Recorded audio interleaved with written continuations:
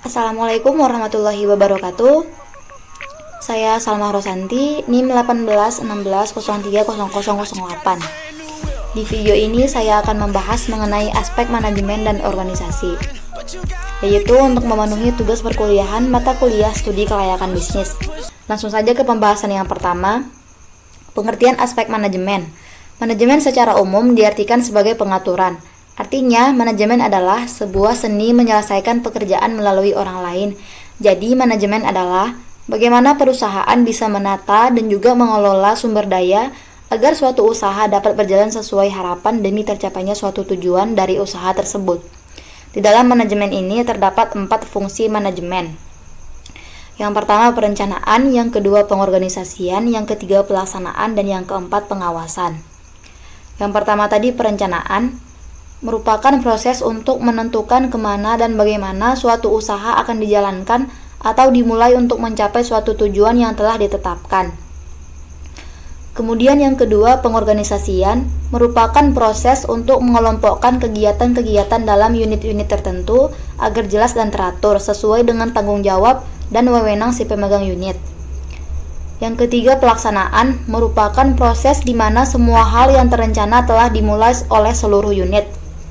Dan yang keempat ada pengawasan, yaitu proses untuk mengukur, menilai, dan juga mengevaluasi hasil pekerjaan agar tetap sesuai dengan rencana awal dan mengoreksi berbagai penyimpangan selama proses pelaksanaan kerja.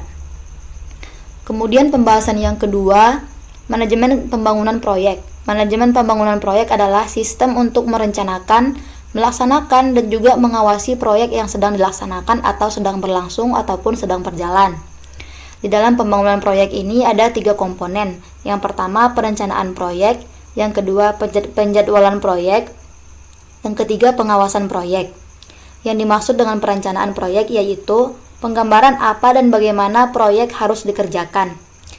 Yang dimaksud dengan penjadwalan proyek meliputi penjadwalan waktu-waktu dari masing-masing aktivitas proyek dalam urutan yang sudah diatur.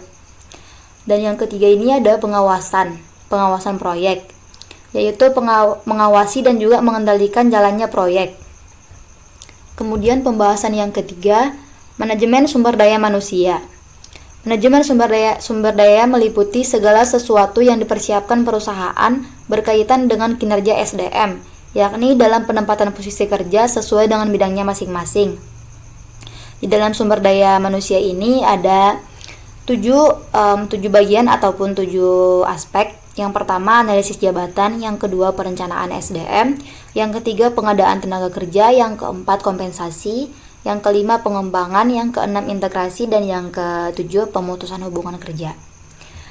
Yang pertama ini analisis jabatan, yaitu hal yang pertama kali dilakukan sebelum memulai suatu usaha, yakni dengan cara mempelajari dan juga mengumpulkan berbagai informasi seperti identitas jabatan, fungsi jabatan, uraian tugas, wewenang, dan juga tanggung jawab. Yang kedua, perencanaan SDM. Perencanaan sumber daya manusia adalah mempersiapkan tenaga kerja yang sesuai dengan kebutuhan perusahaan. Yang ketiga, ada pengadaan tenaga kerja. Pengadaan dan pencarian tenaga kerja baru dilakukan setelah analisis jabatan dan perencanaan SDM sudah terpenuhi.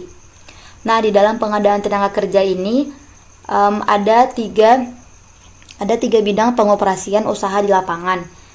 Yang pertama penarikan, yang kedua seleksi, yang ketiga penempatan. Kemudian bagian sumber daya manusia yang keempat yaitu kompensasi. Kompensasi adalah suatu imbalan atau penghargaan kepada setiap personel ataupun karyawan yang bekerja di suatu perusahaan. Yang kelima ada pengembangan. Pihak manajemen perlu untuk melakukan program pengembangan pada setiap karyawannya untuk peningkatan pengetahuan dan keterampilan agar mampu memenuhi tuntutan organisasi dalam menghadapi persaingan dan juga perubahan. Kemudian yang keenam ada integrasi, yaitu penyesuaian keinginan karyawan dengan manajemen, yakni bagaimana karyawan bisa menyelaraskan antara kepentingan pribadinya dengan kepentingan perusahaan agar sama-sama menguntungkan melalui penyampaian aspirasi mereka. Kemudian yang terakhir dalam sumber daya manusia ini ada pemutusan hubungan kerja. Pemutusan hubungan kerja biasanya disebabkan oleh faktor usia atau masa pensiun, permintaan pengunduran diri karena alasan pribadi, dan adanya pemecatan karena adanya kesalahan. Kemudian pembahasan yang keempat yaitu pengertian organisasi. Organisasi secara statis berupa tempat kerjasama atau melaksanakan tugas yang telah direncanakan.